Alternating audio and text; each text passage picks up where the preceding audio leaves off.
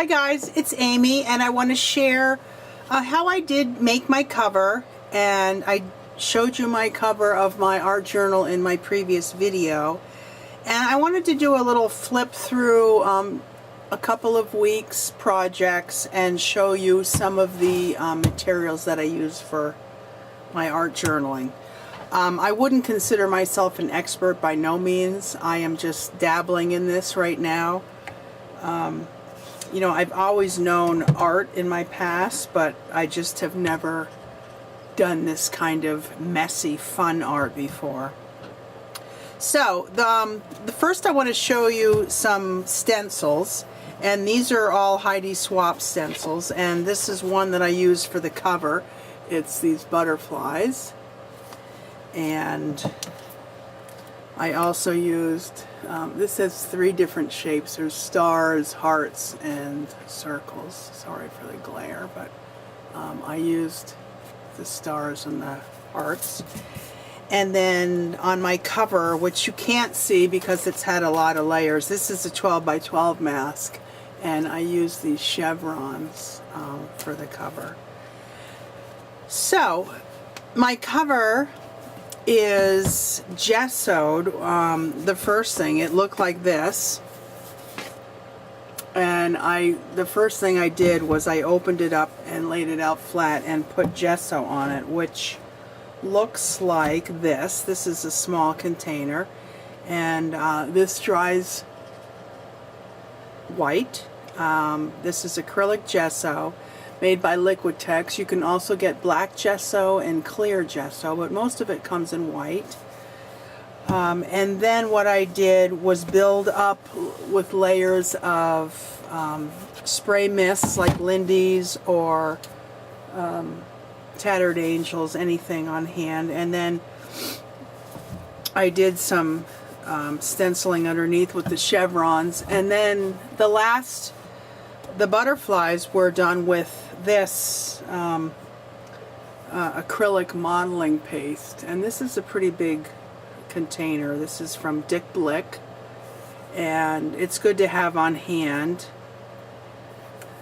Everything cleans up with water. Let me see, what size is this? This is 16 ounces. So this is a modeling paste where you take your, let me show you the palette knives. I have a variety of, you know, inexpensive palette knives, but this is where you take your stencil and you put your modeling paste on a palette or just on your work surface, and then you spread it over in a thin layer, and then you carefully lift up and you've got your image. And you know, it takes a while to dry, but you can speed it along with your heat gun, of course. But it does take a while to dry, and I'm still trying to get better with my images on that. So let me take you in, get a little bit closer. I've been having a lot of fun. I've started with Documented Life Project, which is a Facebook group. And each week on Saturday they give you a challenge, and this journal, if you haven't seen it in my previous video, is an agenda / journal. So it has the weeks in it. So it starts with end of December and the beginning of January, and each page is a 7-day spread. And then you're left with a page of journaling.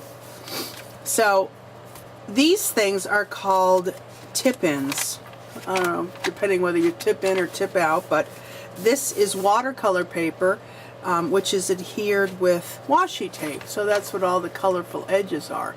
So each week you get a challenge to do some art journaling. So, let me take you right in and show you what I've done. This is the first week. This wasn't a challenge, but I just did some Lindy's with a couple of stencils, and I wrote something that I really liked. But my first challenge was to include a door in your project.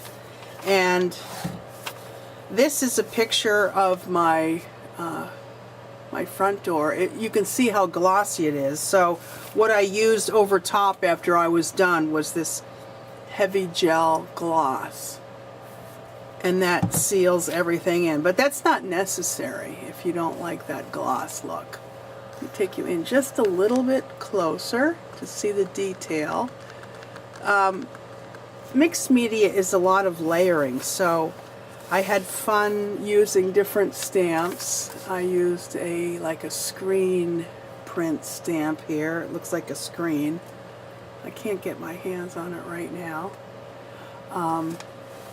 And then I did some,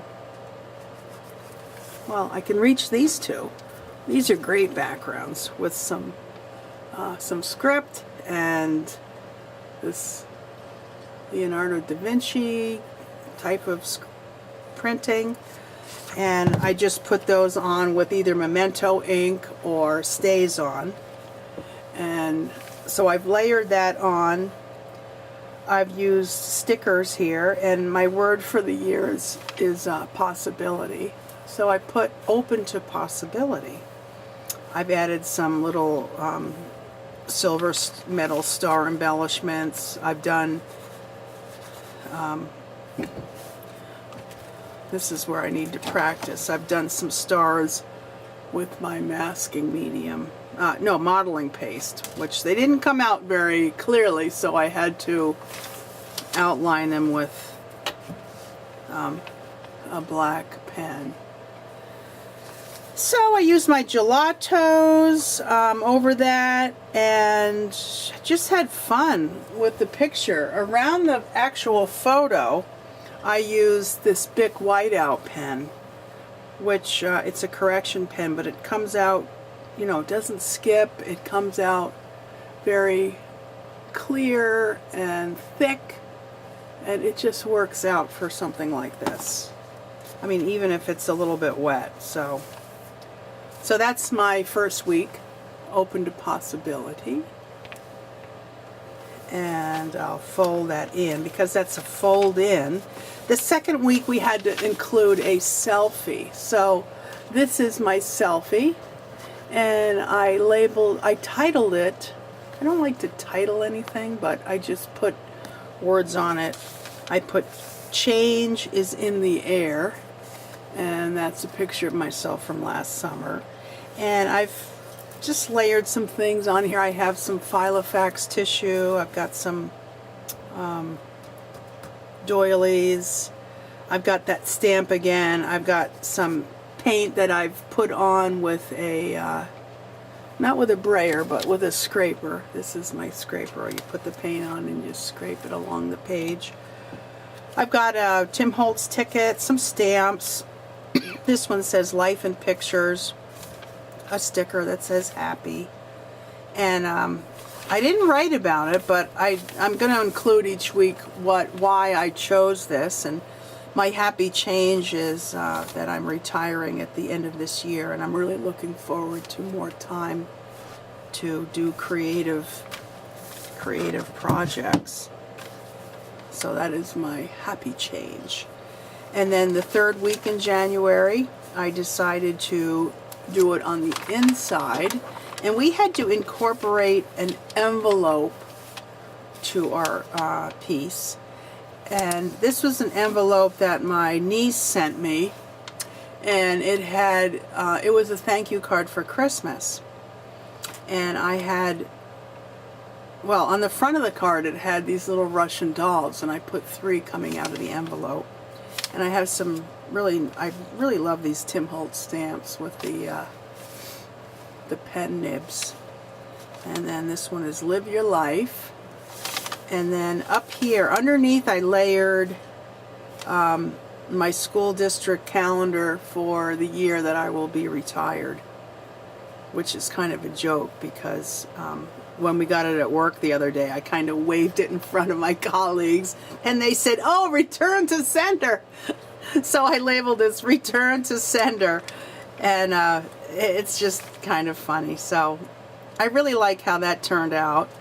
And one of the things I look forward to is spending more time with my grandchildren, and I didn't even think about it, but I have 3 images here, and I have 3 grandchildren, and the smallest being 4 months old, so that's one of my things that I would like to do.